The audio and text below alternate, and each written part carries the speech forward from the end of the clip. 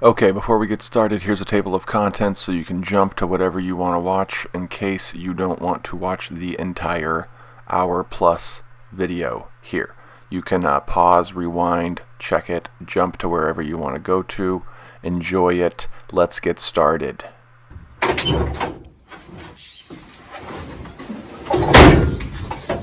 Alright, I think I'm ready. Q&A video, foam cabinetry, all of your questions. Over 900 comments on this, so we got a lot to get through. I've got my good attitude on. I've got some beers, so I think we're ready to go. So, first of all, thanks for all the comments, and thanks for all the ideas and questions. Those were super helpful. Even the haters, thanks for livening up my day. So, let's get into it. How long did that take? Well, first of all, I'm not in a big hurry. So I wasn't out there, grinding away at it day in and day out as fast as I could.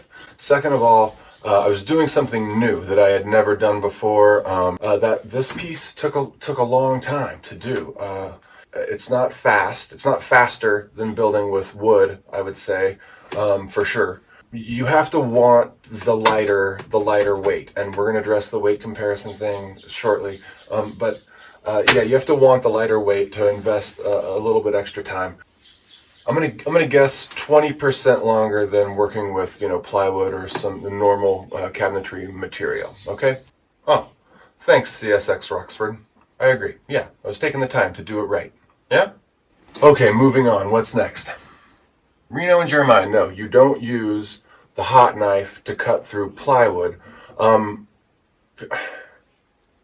Should I even give this the time of day? Look, you guys, what I was trying to say was that you should use the... Thank you, H.L. Fitzpatrick. That's two good comments by people using initials and then what seems like a last name. Both of them valid points. Okay, what's next? Can you cut foam with that? Right, everybody's been asking, what about this saw? What about that saw? Let's just go through them right here. Circular saw, for sure. Cuts it, really nice clean cut, but watch out, here it comes. Yeah, I mean, it's light, it's not going to hurt you. Jigsaw, absolutely, very clean cut. Even get some little curvies in there. Bad side of that whole thing and the other saws, all this little dusty particulate matter. Nobody likes that. Kitchen carving knife, yeah, sure. Sawzall, whatever, same thing. Hacksaw, I know that's not a hacksaw. I just didn't have one in my wood shop. But yeah, the fine tooth saws work great. Very clean cut. As you get up in like less, more coarse saw blades, the coarser the blade, the coarser the cut. These all work great, but good luck trying to do any curves with them. So yeah, jigsaw, probably the best bet. How about some baling twine? Screw it. Let's just try to cut a piece of foam with some baling twine. It produces friction. Yeah, that looks horrible. Don't ever do that. Chicken. Can we cut it with a chicken? Let's see. Yeah, not a lot of cutting power. No chickens were harmed in this video. Look, we're using the hot knife because it's fast and it's clean. And with the wire one, we can do very specific, very small curvatures, right? Too tall. When cutting with the hot wire knife, if you use a sawing motion, then like this, it will go faster. And that's true. I realized that when I was first working with it, and here's why that is true. This whole thing is hot, right? The whole wire piece is hot. And when you go to cut the foam, if you cut it and you leave it in the same location, that 1 inch piece of the wire cools down because it's transferred its heat to the foam. But if you use like a sawing motion as you go along, then you're using the hot parts of the blade and letting the parts that have cooled down get hot again. That's true for this one with the wire, and also for the bigger one with the kind of the band. The sawing motion helps it go faster. Thanks for the tip, Too Tall. This is the new, faster, hotter, what do they call it? Industrial hot knife. 120 volts, 50 to 60 hertz, 150 watts. Trigger pull adjustable on the top from Hot Wire Foam Factory. Little convenient hanging hook that happens to hang in the rain guards of the Volkswagen van really well. Pretty awesome. So, link in the description for that if you want to buy one of those. shameless promotion. You know, we're going to have to address this, I'm afraid. Look, those folks at Hotwire Foam Factory, super friendly human beings that are running a U.S. Manufacturing facility. I mean, we have to support companies like this, okay? I called them up. They had a lot of really good ideas. They transferred me to, I think, the owner, and he was helping me think of different ideas, including the surfboard stringer idea that we're gonna try to challenge ourselves with soon. Yeah, I'm gonna do plugs for those folks, and look, yeah, they sent me an industrial version of the hot knife as a thank you for the video, but they have good products. It's the right tool for this job. If I didn't put that on there, you guys would be like, where do we get this? And how do I know that? Because I didn't put a shameless plug for, what's the name of the company? Owens Corning or Home Depot or Lowe's for the XPS foam. And everybody wants to know where to get it. They want to know where to get the Glidden Gripper paint. I'm going to have to put affiliate links on all of these things. So yes, there are going to be promotions, and you don't have to be rude about it, okay? If you don't like them, just don't click on them. It's fine. All right, moving on. Next. Okay, Jim Patton wants to know 8x30 piece of... can you bend it and not breaking it? Suppose you wanted to get to a 90-degree angle. Jim, I don't know. It's not very far. Actually, you know what? Let's just do it. This will be fun. Let's give it a shot. Okay, so we got our angles marked out here, just bending it by hand. A minimum radius, I don't know, but that only got to, a couple of maybe 10, 15, 20 degrees there. So I'm going to try cutting some reliefs in this to see what we can do here. So using the industrial knife, letting it melt it out a little bit so we get little, mini wedges there. And, we can get it to a 90-degree angle in a lot smaller radius there. Let's add a few more, and boom, there you go. I would have never thought of that. Thanks, Jim. We got the 90-degree angle. It's crazy. Okay, what's next? Okay, Pedros and lots of other people want to know the weight comparison between regular plywood of different varying widths from 1/8 to 1/4 to 1/2 to 3/8 versus the 1-inch foam plus all of the wood and all these other pieces, okay? So if we're going to discuss this, we have to come up with some sort of measurement units and some kind of rules around what we're going to do. So we're not going to count the stainless steel top. We're not going to count the sink basin that I used, because we would just assume that something like that would be on there to start with, right? Second of all, we're going to have to pick a unit of measurement, okay? So we're just going to go with 1 square foot of material. Those are going to have to be different sizes because I'm not going to cut out perfectly good squares, and I have some scraps. And anyway, we're going to do 1 square foot, and we'll do with no coating, with just the wood on one side. We'll try to separate, just the laminate material, the screen, and the Glidden Gripper paint.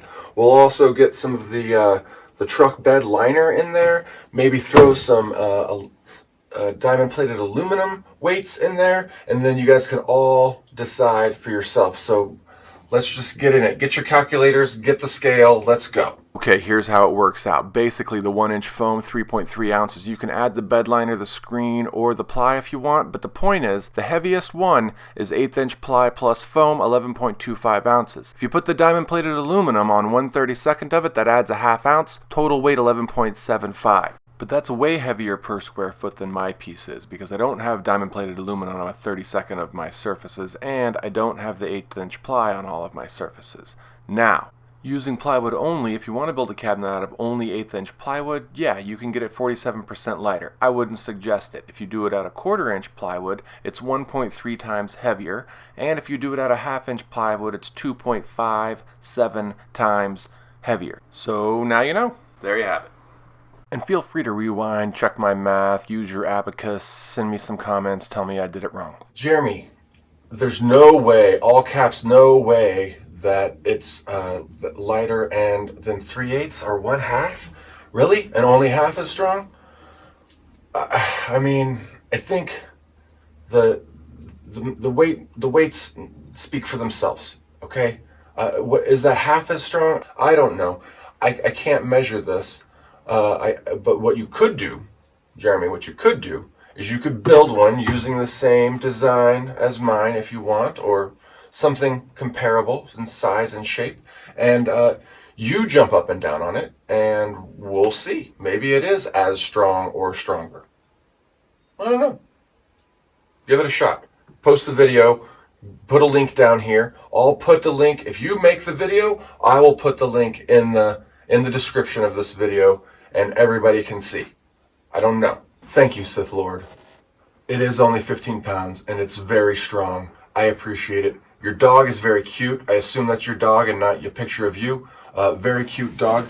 Check it out. I've got 3 beers plus this beer, and they're light enough that I could do some reps right here. I could just be working out all day long.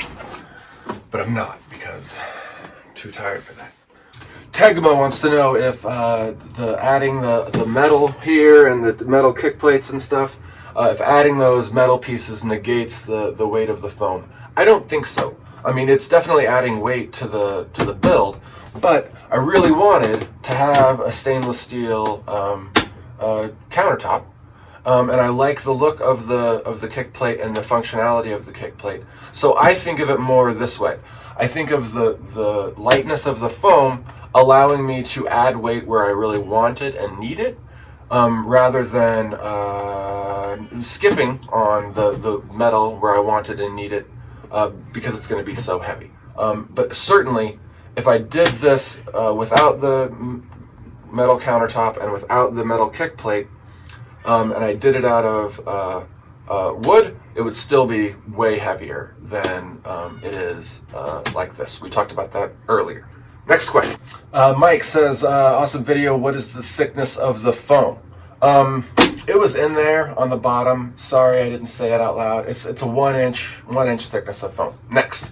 Okay, R. Palmer has subscribed, and he has a bunch of lots of questions. Okay, there's a lot of questions about this unit, and everybody's got them. So let's just go through them one at a time. So, what are these cubby holes and drawer holes up here for, besides storing beers while doing Q&A videos?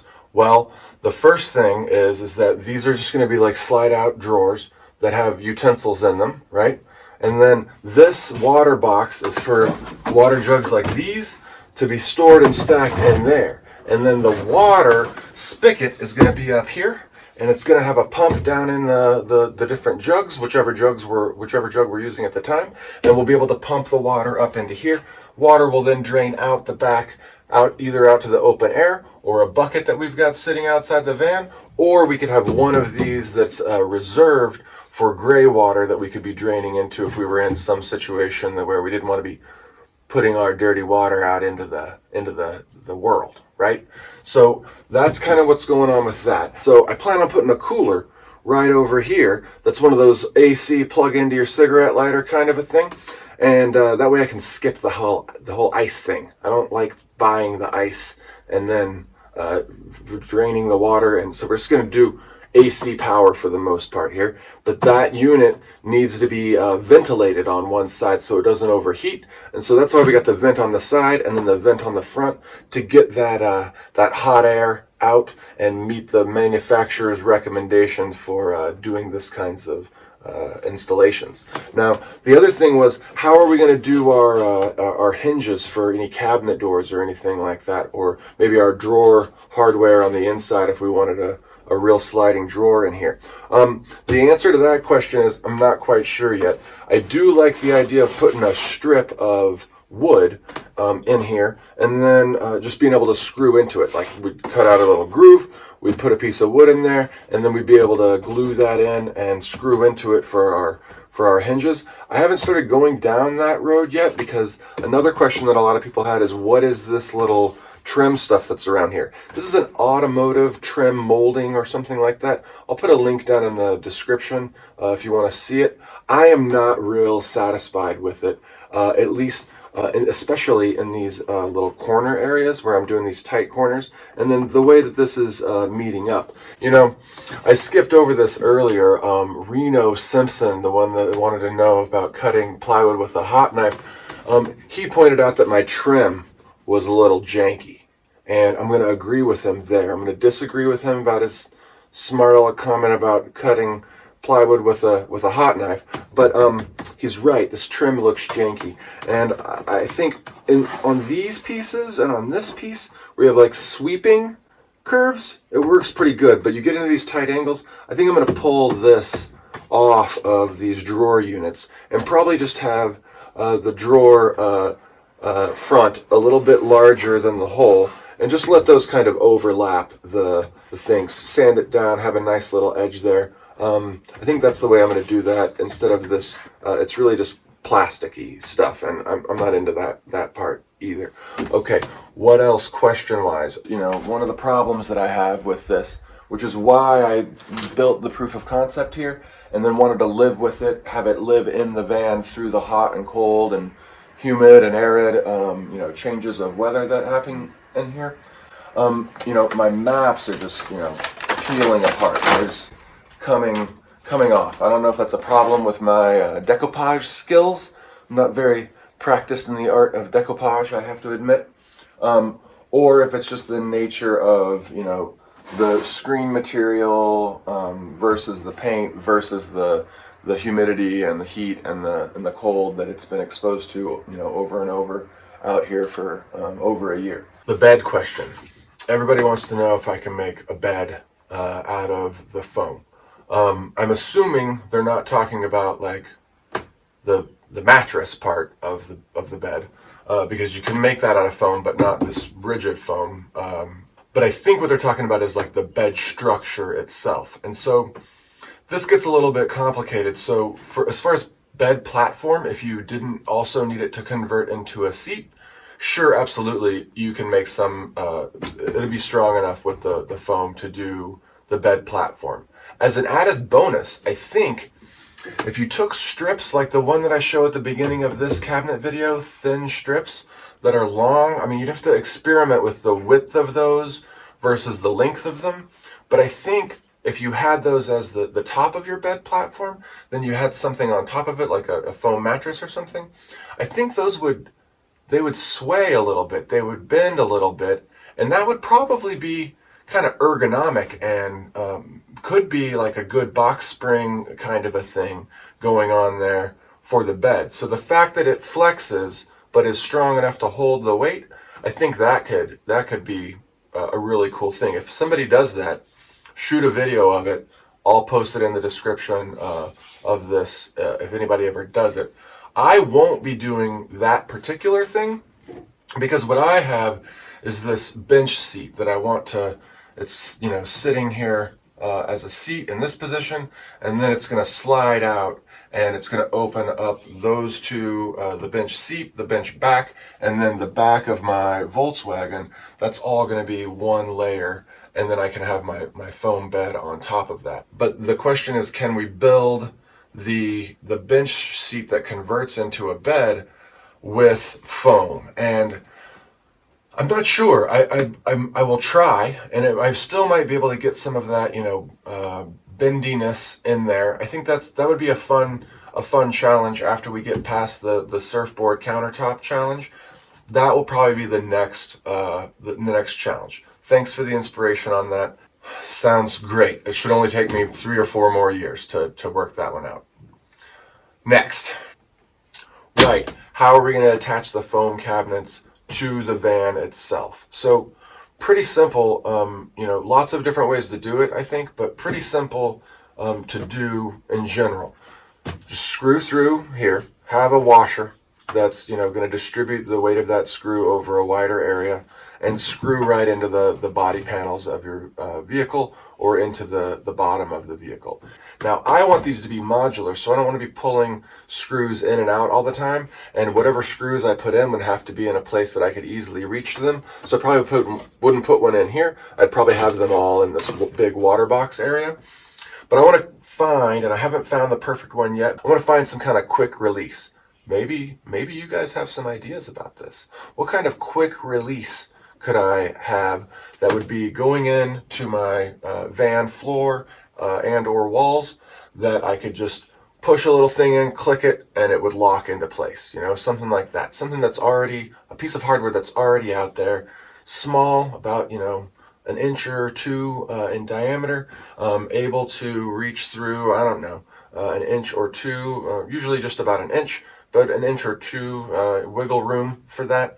But yeah, if you have any ideas, hook me up. Put it in the comments below. Joseph Irwin, you're absolutely right. I kept saying tongue and groove, and it's not tongue and groove. This right here, this is tongue and groove. When you have a tongue on this side and a groove on this side, most commonly seen in flooring, that is tongue and groove. What I was doing is most probably mortise and tenon, but what it's called doesn't matter. But you're absolutely right. I had it wrong. Thank you for correcting me. And I'll probably just keep saying it wrong, just to keep the joke going between me and Joseph. Prairie Climber likes the improvements, suggests dovetail joints. Dovetail joints are a little too labor intensive, and I don't think they're going to give us a whole lot more, since we're gluing it together anyway, and we need to glue it together anyway. I don't know if the angles on the dovetail rather than the non-angles finger joints are going to provide us with anything else. You certainly could do it. It would be a lot more time. Now, as far as your second point, the making a template for the interlocking joints, awesome idea, Prairie Climber. I totally stole that from you. I used it on the surfboard counter cabinet that I just released the video for. I definitely like that. I don't use it for cutting out as much as I thought I was going to use it for cutting them out, but what I do use it for is for getting the same measurement. So I got like a 3-foot piece that has a couple of these 4-inch by 1-inch. It gets me the right depth, and I can just do the marker line, and then when I cut, I make sure that the marker line is completely gone, and it works great. That was your idea. Thank you so much for that idea. Way to go, Prairie Climber. Next. Gojira 61 says, interlocking the foam panels does not increase the strength of the part, just makes your cutting more time consuming. Foam itself does not have any strength, merely holds laminating surfaces apart. Strength is grain by the distance of the laminate is separated, and the type of material uses it for laminate. Okay, I see what you're going with here. You're trying to. What you're saying is that the foam itself doesn't have any strength, and I'm going to argue with you there on the first point. Like I said in the video, it has compression strength. It resists being compressed, and it does have some strength. When it's sitting on its side, right? When it's sitting like this, it has strength to resist me pushing down on it here.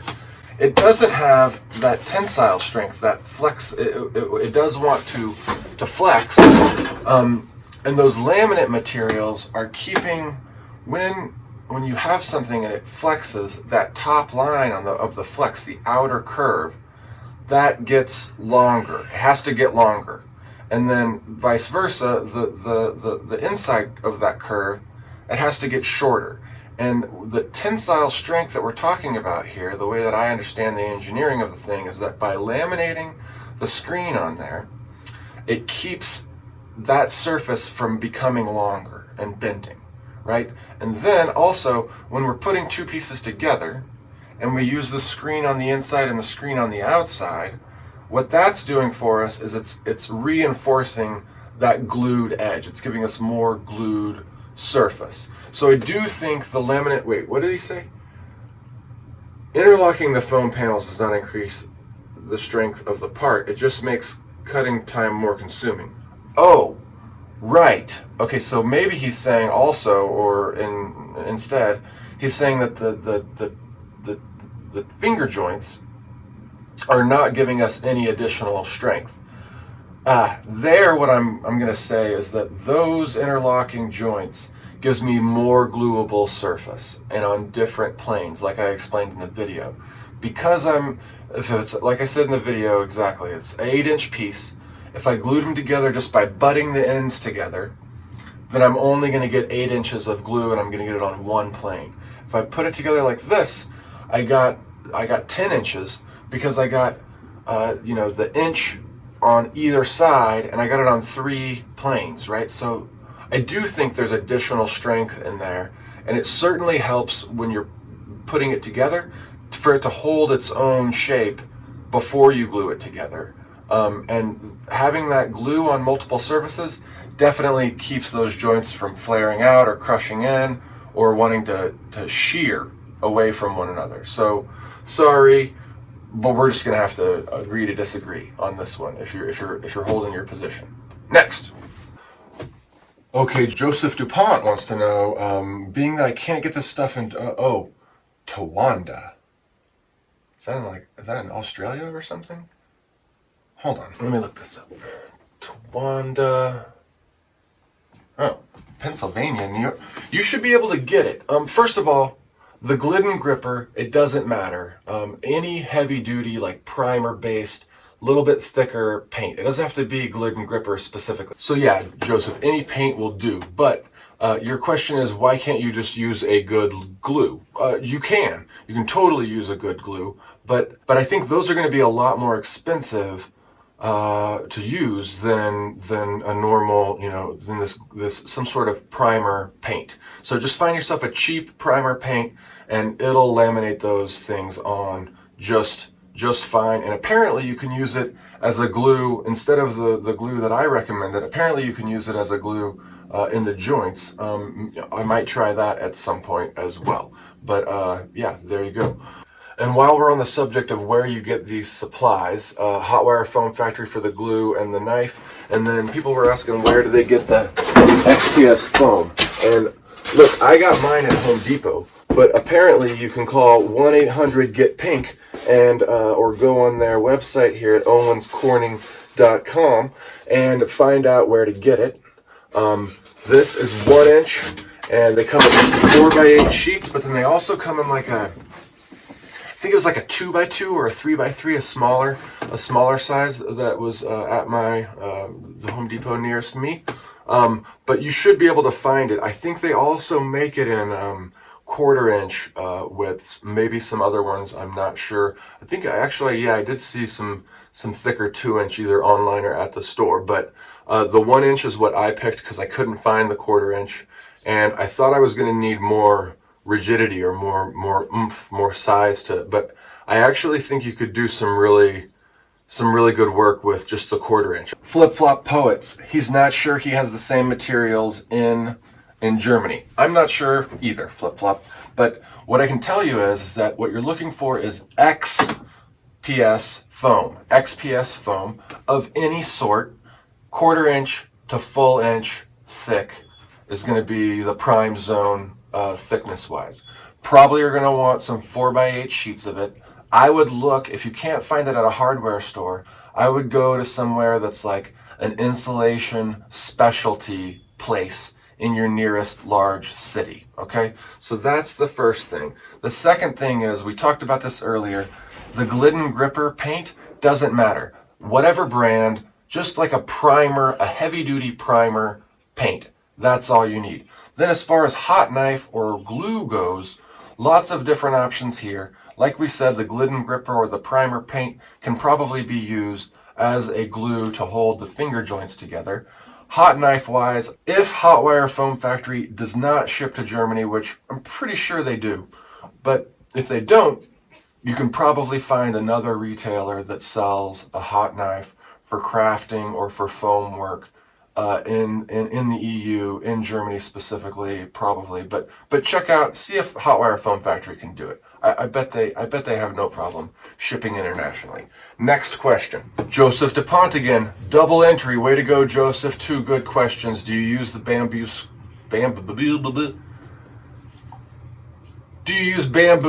skewers?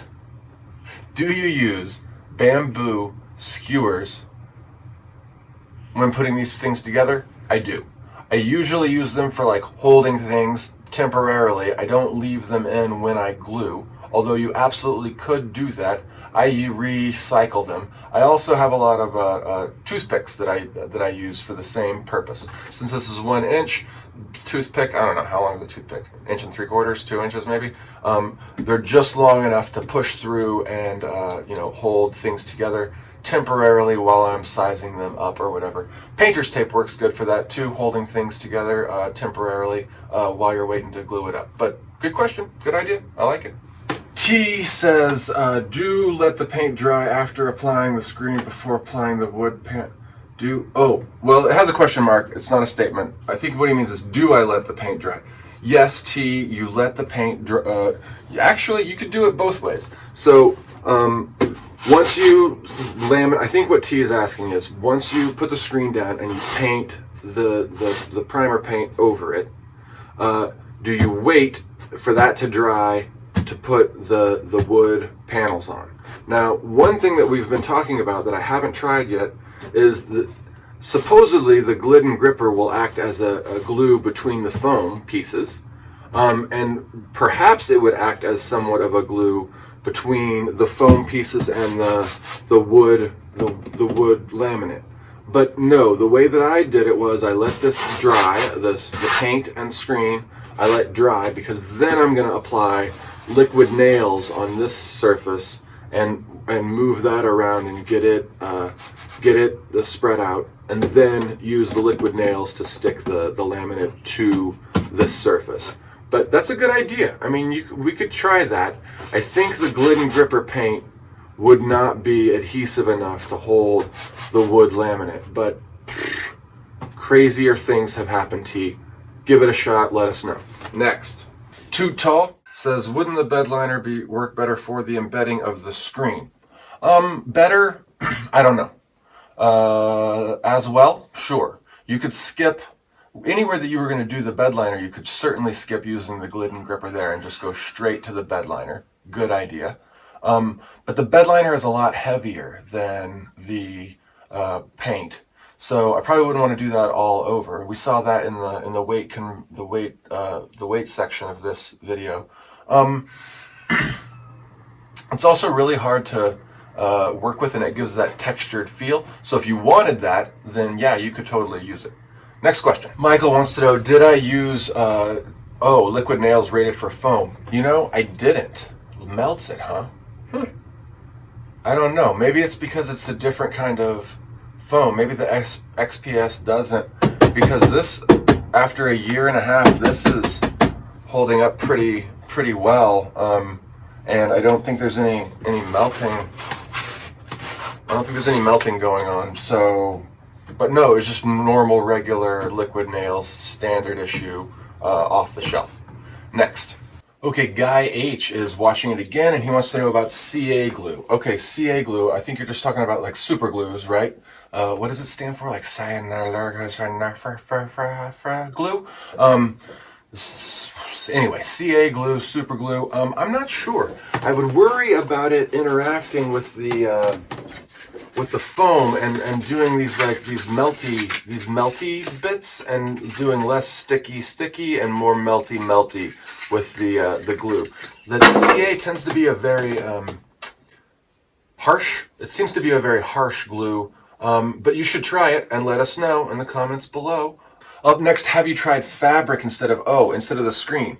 Right, like kayak fabric. Sure, I think that would work. I think you could use some kind of, as long as it wasn't a stretchy fabric. Like, I don't think like a cotton would do as well as maybe something stiff like I think you're using for like a canvas kind of a material. Sure, I think that's going to be a little bit more pricey, but you certainly could use it, and that might get away from the grid problem that we were talking before about with the screen. Try it. Joseph, there's a third comment. Man, he's set the record. The challenge has been laid. Who is going to get more than 3 questions answered on the next Q&A video? Huh? You gotta ask good ones. Have I tried using aluminum screen rather than the fiber screen? I haven't, but you could. Yeah, no reason that I can think of not to, other than just the cost of it. I think the aluminum screen is more expensive than the fiber screen, nylon screen or whatever it is. But if you have a bunch laying around, hell yeah, just throw it on there. It'll work just the same. Just harder to cut probably. Next. Okay, James wants to know, is there a way to make the finished project smooth when you use the screen? He made his first cabinet, which was a toilet cover, and he used 4 coats of primer and 2 cans of Plastidip, and he still has the rough grid-like finish. Yeah, that's brutal.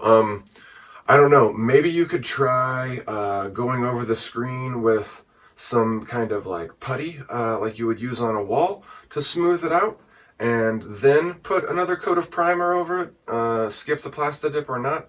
I think you'd have to have something that's going to hold that, fill in those cracks, those little grids, and be able to put another coat of something on top of it as your paint. Next we have Because I Said So. Also saw Into the Mystery 13. He showed the cabinets of their van, a disaster that happened. He tried to build himself his current van. Question: is there some sort of filler material like Bondo or foam around the voids and the finger joints can be leveled out? Yeah, it's kind of like James's question, right? What's the gap filling caulk called? Gripper or stretcher or something like that? I bet some kind of silicone-ish based caulking would do a good job of filling those and being flexible enough to not like break and fall out like maybe drywall putty would do. Try that. Let us know. And while we're at it, while we're talking about the, other people who have done this before me, look, it didn't necessarily turn into a disaster for Into the Mystery 13. He did what he's supposed to do. I commend him highly on trying something new, not being afraid to make mistakes, and then, moving on and learning from those mistakes. If he wouldn't have done that, I wouldn't have thought to do this. We wouldn't be having this conversation right now. This idea of foam cabinets for a lightweight construction in camper vans might have died right there, But now I think it stands a good chance of seeing its day in the sun. So props to Into the Mystery 13 for putting the video out, and props to him for commenting and agreeing that there were some great improvements, and he liked the video, and 45 of you liked his comment. So that's fantastic. Okay, Vince and a bunch of other people want to know about laminating the foam with fiberglass or epoxy or a bunch of other things, and I don't work with fiberglass, so no, I haven't done that experiment. But this guy has. He went through and did it. You can watch that video. Links right here. Links in the description. But spoiler alert. The long and the short of it is that the fiberglass resin wants to eat through the XPS and the EPS foam. So the regular white styrofoam, but also this pink foam stuff wants to eat through it. His solution was multiple layers of paint on it before doing the fiberglass. Epoxy, I think, would probably have the same situation. This material is going to get eroded by the fiberglass. Now, if you did the normal Glidden gripper with the screen and then did a layer of fiberglass over that, he doesn't do that experiment, but I think you would still need some more layers of primer paint. So you have to paint it and then fiberglass it, sounds like is what you're going to have to do in that situation. But check out his video. It's a well put together. It's a good little scientific look at exactly that question. So check it out. What's next? Oh yeah, the Rooster. Everybody loves the Rooster, What do we got here? Let's see. Love that Rooster. Wow, what a nice Rooster. Great video. 11 out of 10. Would watch again just for Rooster sounds. More cowbell, like more Rooster. What else? There's nothing worse than a Rooster that doesn't respect your video making. I agree. Are you in Hawaii? No. Yeah. I mean, what's there to say? That's what they do. Even when it's not morning, he wants to talk about things. I don't know. I'll just let him have his moment in the sun here. next. Stephen H says, damned if that doesn't look expensive. Okay, he likes the way it looks, but he thinks it looks really expensive. Do I have $200 into it? I don't know, to be honest with you, exactly how much I have. I got the stainless steel top for, I think it was like $25 at the used hardware store that we have here locally. Restore, Habitat for Humanity restores. Are you familiar with these? They're amazing. Look and see if you have one in your area. It's like a thrift store for hardware, and I love it. It's my favorite place to go and get stuff like this. I think I might have more like a tenth of that, 20, 30, 40, maybe 40 bucks into it. Labor, probably a lot more than that. But yeah, I wanted it to look nice. I wasn't trying to skimp on the finances for this one. I wanted it to look good. I'm glad you think it looks good. Okay, next, Travis the Chimp wants to know, what did this, Travis, wow, that was awesome. That was awesome. Way to go, Rube Goldberg. So we're working on a reference of, a ridiculously involved machine. I got you, that's good, I like it. What did this foam core cruise ship anchor cost to build? About 2 G's? Question mark? No, not 2 G's. Next. Hello. You're there. I'm here. Fine. I'm shooting Q&A reaction footage right now. So we're gonna have to edit this out. No, I'm leaving this in. This is the best part of the video. Okay. Yeah. Let's see if we got some beers. Yeah, I stocked up the beers. I brought my good attitude. Good. Yeah? Are they full or empty? Oh, good. Yeah, I mean, we just started. Okay. I am done with this one, though. What are you doing with that? The scale? Yeah. Answering the people on YouTube's questions. I need the scale to compare the weight of this to other methods of building cabinetry. Okay. I'll leave you to it. All right. You want to try to answer Thomas's question real quick? Sure. All right. Thomas wants to know, he says it was fantastic, but he's curious, if the screen material was nylon, would it have been possible to paint and screen the foam, get it to this point, before cutting it, and then use the hot knife to cut it after that? So the problem with Thomas's question is, can you cut through the nylon screen and the paint and the foam all at once with the hot knife? Yeah, what do you think? Yes. You're right. Hand me that piece that's right underneath the bench there.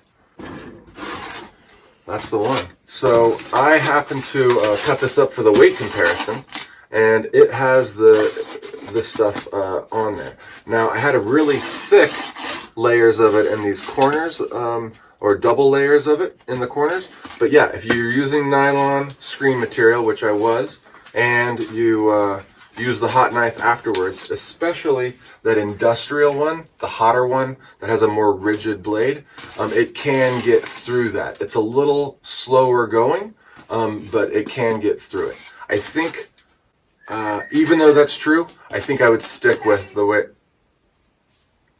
Even though that's true, I think I would stick with the way that I was doing it, laminating it later. And the reason is that I do like, when I've got another piece coming up in the corner here, I like being able to screen in those corners and just get a little extra bonding in addition to the gluing by screening in the corners. But yeah, some version of that would probably be fine, especially with the industrial strength hot knife with the stronger blade. The wire blade, it's a little too flexible to get through that stuff. It's going to be really slow going on that.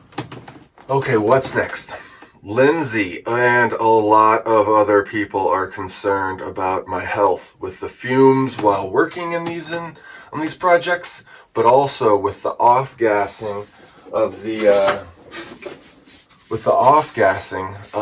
foam just being around in the environment as I'm living or traveling around and camping in the van. Thank you for your concern, everyone, but I think your fears are mostly unfounded. I'm going to let Hotwire Foam Factory take the question of breathing the fumes while you're working. Ventilation is always strongly suggested, but the smoke that you may encounter while cutting EPS or XPS foam is primarily CO2 and water vapor, which are far less harmful than other common art products like aerosols and paints. Okay, so fair enough, work in a ventilated area, but the fumes aren't that bad, even if you do get a few of them in your nostrils. Now, second of all, the off-gassing of these things. So we're going to go and we're going to look at some, a website, and let's just see what we can find here. XPS has some thermal drift, some very slow off-gassing of blowing agents over time. Over a long period of time, 50 to 75 years, the blowing agents slowly diffuse through the thickness of the foam. Okay, now as far as the danger of this being in the vehicle and it being flammable, that's scary. I'm imagining, a foamy, fiery inferno happening here. But Hotwire Foam Factory says that you can hold a torch to it and it's not gonna it'll self-extinguish. So even though we're a little it's a little bit of a fire danger still in my area of California, but it's always fun to play with fire, right? So let's just see how this goes. If I burn my house down, you guys really gotta watch this video a bunch to help me buy a new house. But let's just try to light this stuff on fire.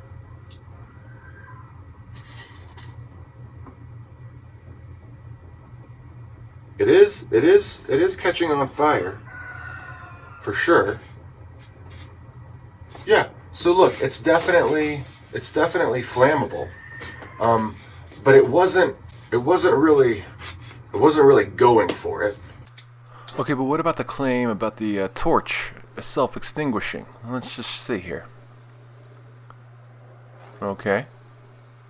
It catches, but will it stay lit a little bit more? No. So that's true, it does self-extinguish. So how did the lighter get it going? Maybe there's the edge thing? The edgy burny? No? Thin edges, and then positioning it so that it's feeding up. It's ladder fire up the, yeah. I see. So it is flammable, but it doesn't want to burn. It doesn't want to go for it. Well, let's see if we can get it to go for it, huh? What do you say? All these thin edges, we're going to hold it in the right position to see if it will possibly go for it.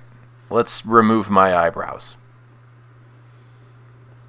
Yeah, even the drips are just melting into the self-extinguishing. Come on, burn, baby, burn. Yeah, it's, look, if you want to start a fire, I would not suggest using this material. It's very hard to get it to burn. So I think the conclusion on this one is, first of all, don't let your van catch on fire.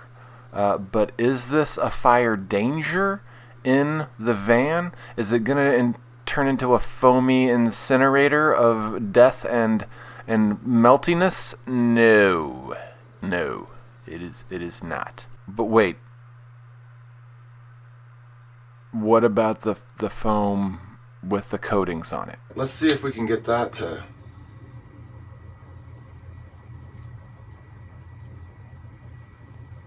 I mean, it's kind of bubbling up, and it's melting behind there from the heat I can feel. But I'm not super worried about it catching on fire. Usually, car fires, if they do happen, it's donezo. It's gone. It's over. All this other stuff in here is flammable. Wood is definitely going to be flammable, but in the test that we just did, I'm not afeared for my life from the flammability of this material. All right. moving on. What's next? Carlos wants to know, does it squeak? No. Rolling down the road, it moves around a lot because it's not attached. See, makes a lot of noise. But mostly the noise that I get is this noise. It's the kind of that noise. It's the screen, the metal screen material that I have for my vent. It moves around, and kind of you'll hear that every once in a while because it's rocking.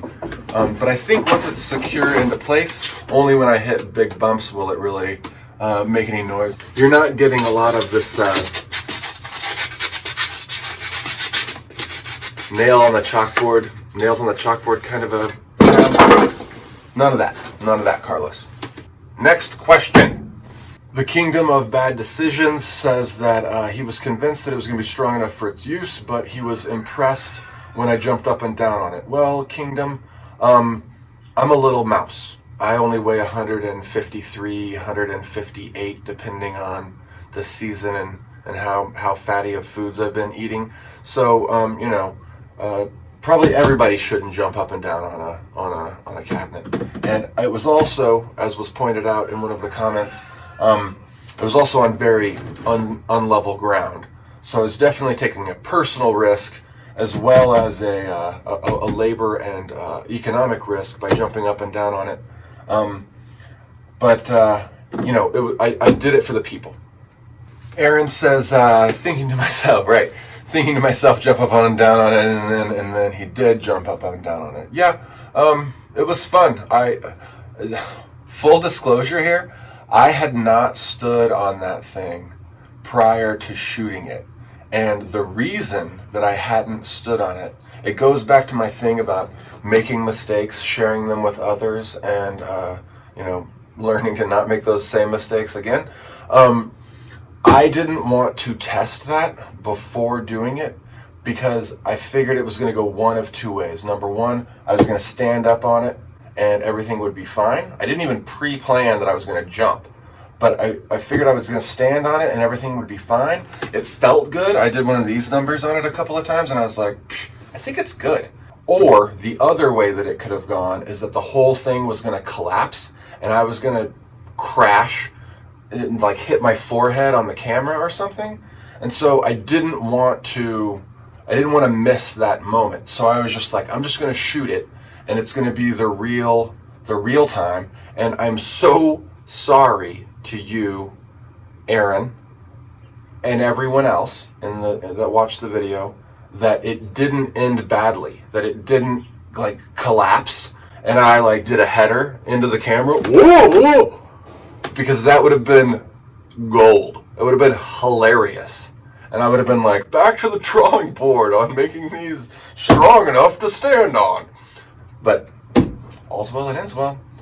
Next, Thaler Bushman, fellow long hair, way to go, wants to know how would this be for building speaker boxes. I think it would be great for that. And it would be lightweight. I don't know enough about like the acoustics of the wood you use, but I think most of the time they're just using like particle board. It's not like they're using maple or walnut or anything fancy for the speaker boxes, right? Yeah, I think it would work fine. I think it would work great. And you wouldn't have to finish it on the inside of the speaker box because no one's looking. You could do wood or like, what is that that felty stuff that they use on the outside usually. Yeah, I think it would be fine.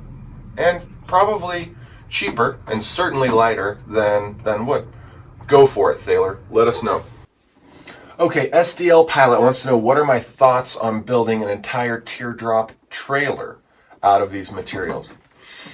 I'm going to guess that entire means like the external shell of said teardrop trailer. And in that case, I'm going to say that it does seem like the potential is there. This is very stout, much stouter than I thought it was going to be. And I think if you did the foam 1 inch thick, maybe you could try like a 2-inch foam as well. Especially with what we learned about the curvature, because that teardrop shape, right? You might use 2-inch for the exterior structure and cut those notches in it so that it bends to get that nice curvature. And then I would definitely do the screen material on all the surfaces, both sides. Definitely in the seams of the corners, do extra screen, both on the outside and the inside of any of the 90-degree angles that you're working with. And then I think, yeah, on the outside, I would probably do the wood laminate, or I mean, stainless steel would be awesome too. But I would do, in addition to the screen material reinforcing the joints, I would also do the wood laminate. I think the hard part of this is going to be properly mounting it down to whatever kind of frame you're using for the teardrop trailer.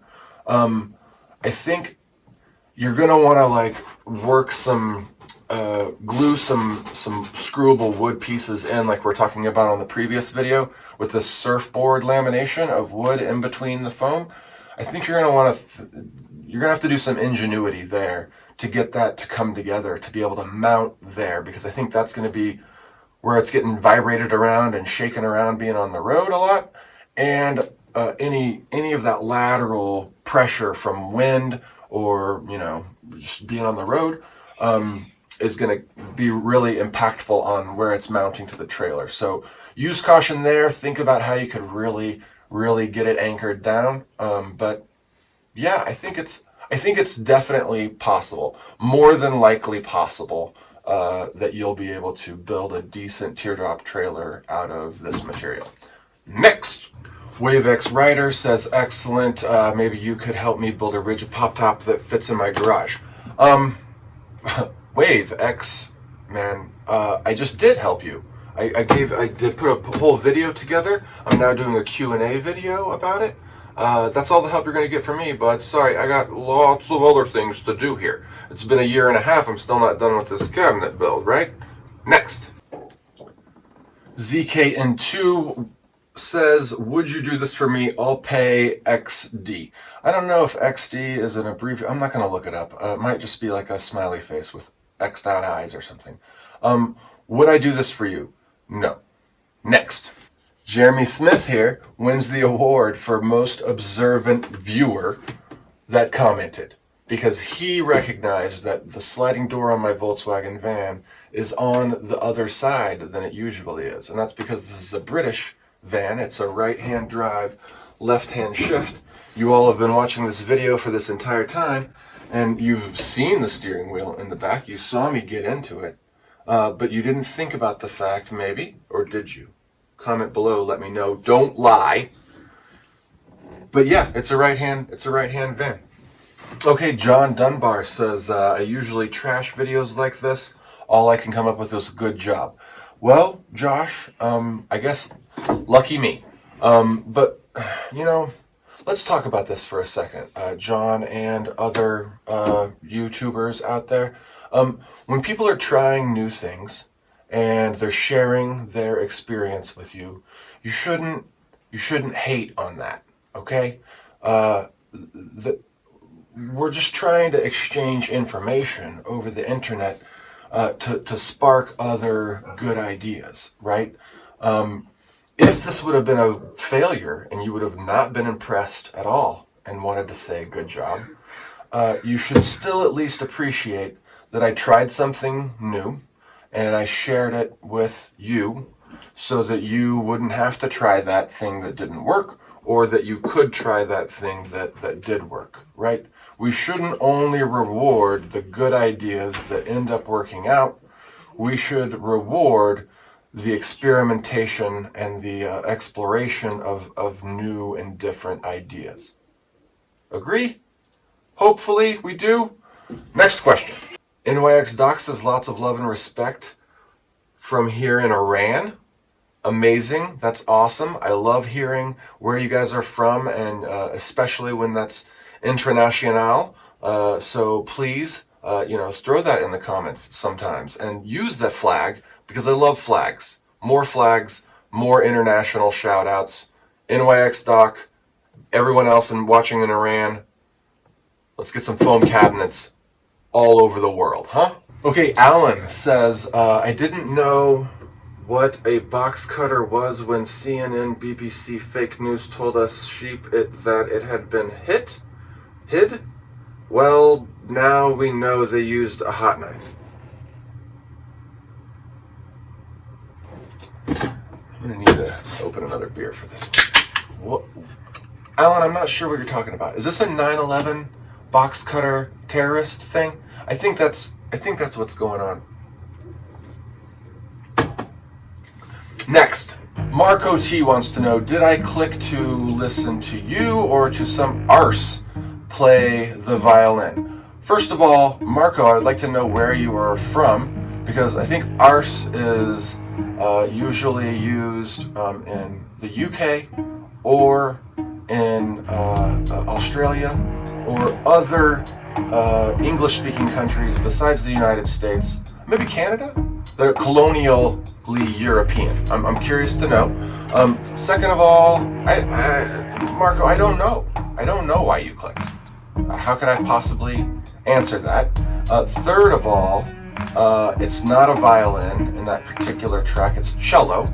Violin is a lot higher pitched than this one, although there are parts of that song, I guess, now that I think back, that are in that higher pitch, but it does happen to be a cello, and other people like the music. You know, you can't please everyone all the time. Additionally, what does FFS stand? I'm really bad at these online acronyms. What does SF? Let me just look this up here. FFS meaning oh. You don't have to be that way about it. I mean, technically the guy playing the cello, not the violin, he's not an arse. He's a very nice guy. He's a friend of mine. And yeah, like I said, some people like the music. Yeah, see, the pastor likes the music. We'll see. We'll have less music overall. Next. Okay, no ID for you. Wow, that was a hard one to figure out. Wants to know, is that a ham call or is character map saving you imagination time? Okay, I think he's talking about my channel name, Nomad with a circle / character map. I think that's what he's talking about. I don't know if is character map saving you imagination time. I don't know if that's an insult. I don't know if that's a diss or not. But let's just try to answer the question. No, it's not a ham call. Although I would like to do ham radio stuff. I think it's really fascinating and fun. But I've never gotten into it. But no, the nomad thing. N0/MAD has a bunch of meanings for me. First of all, nomad, traveling around, going from my various interests, homesteading, van life, etc. That has an appeal to me. Traveling has an appeal to me. We do a lot of goats and things like that, and so that kind of nomadic herdsman lifestyle historically is interesting to me. But there's also a double meaning in it. The 0 with the / is also the no or the prohibited emblem or symbol. And so the no mad is not being mad anymore, not being annoyed or frustrated or doing things with my life that I don't want to do or that don't bring me joy.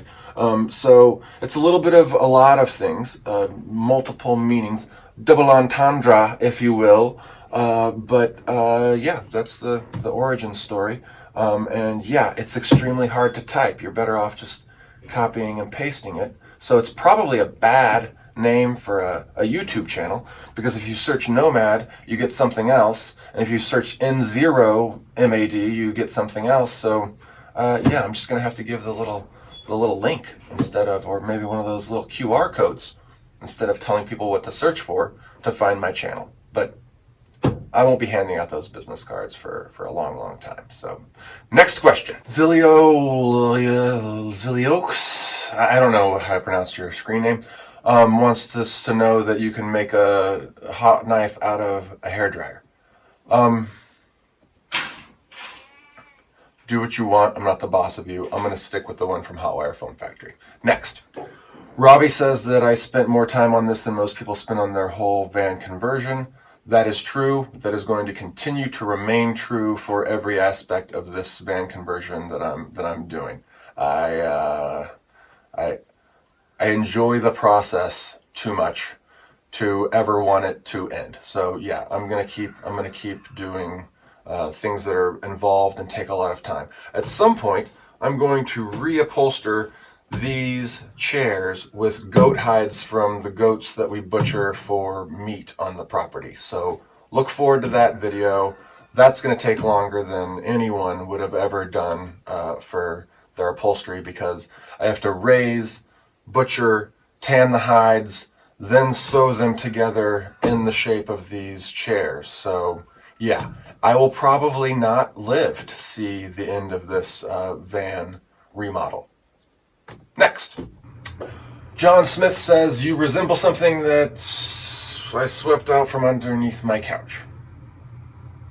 All right, fair enough, John. It's true. I usually have like some, do I have it right now? Like some frizzy hair going on. That's true. I got a lot of facial hair that I don't keep very suavely trimmed. So fair enough. I am a scruffy looking fellow. And also, look, I'm not doing hair and makeup before I come out here to do these construction van build videos. And I won't be doing that for any of the homestead ones either. So yeah, if you're looking for a sharp dressed guy as your YouTube video host, you should look elsewhere. It's not going to be me. My fingernails are going to be dirty most of the time. But also, John, it sounds like you should maybe clean under your couch some more than you are. Because if something as large and as furry as me is dwelling under your couch, that's not good. It's not good. It's not good. What's next? I hope we're almost done. Wait, John, I just noticed your avatar is a wiener dog in a bun. That's hilarious. More dogs as avatars. Next, the RVers say, great work. You were a master metal worker.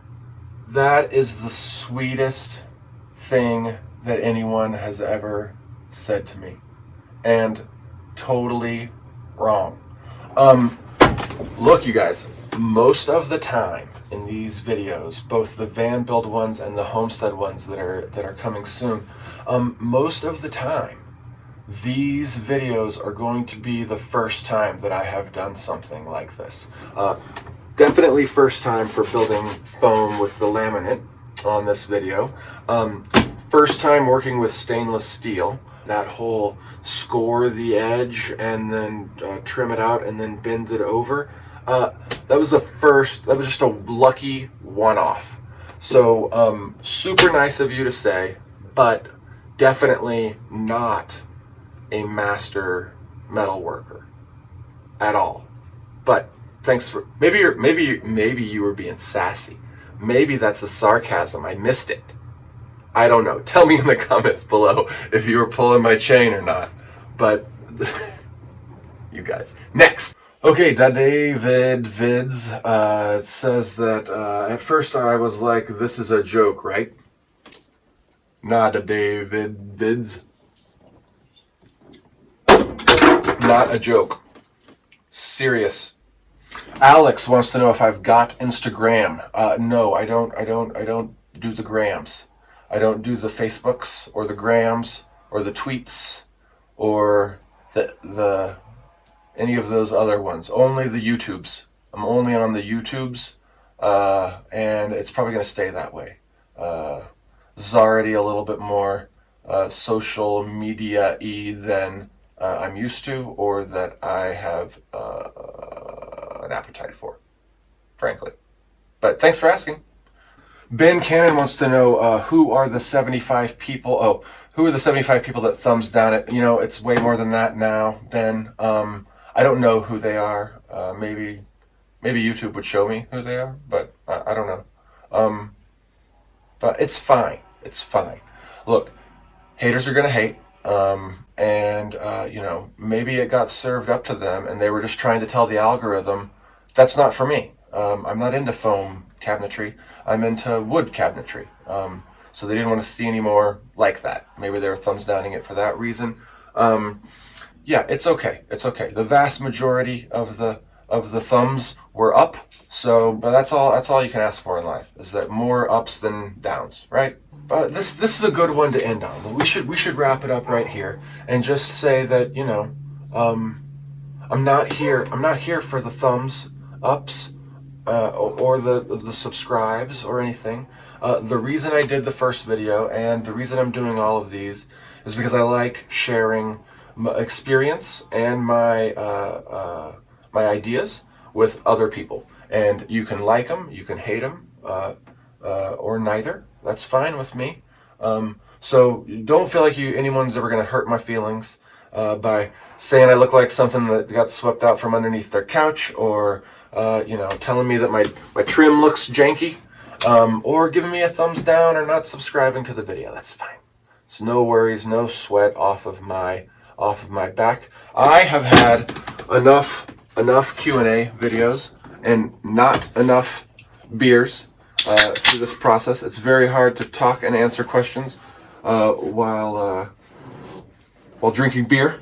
So you guys enjoy the rest of your day. I'm gonna enjoy the rest of mine. Just sitting here in the sun in my van, just chilling. Here's the next time. See you guys.